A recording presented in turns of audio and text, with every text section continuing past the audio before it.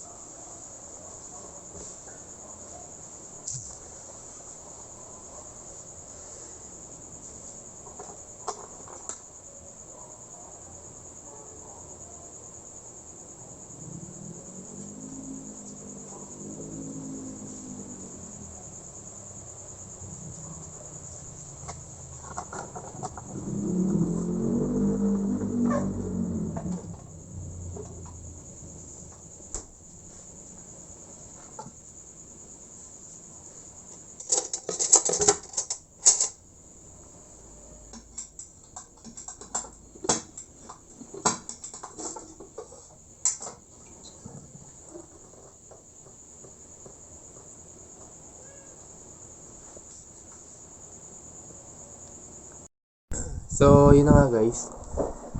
Meron palang ulam dito sa amin and hindi ko nakita. Buti hindi ko pa naluto itlog. Sayang naman. Bukas ko ng ulam. So, eto na siya. Adobo. Hindi ko na na-video and gawa ng gutom na din ako. So, ito yung itsura niya. Ayan. Kala mo ipakita. So, ngayon, ayun lang naman. Naisip ako lang mag-video kasi naman niya ako yun. Parang gusto muna matulog. Yun. So, yun. Pinagkagawa ko. So, meron pala ako natambak yung mga videos ko na hindi ko pa na-edit. About lang naman yung nalimutan ko na. Saan ba tungkol yan? Basta, about lang yun sa mga sa araw ko lang din. Wala namang bago, sa araw ko lang, 'di ba? Wala nga nang about doon sa iba, ay ako lang to. Puro na yung puta. Tanga.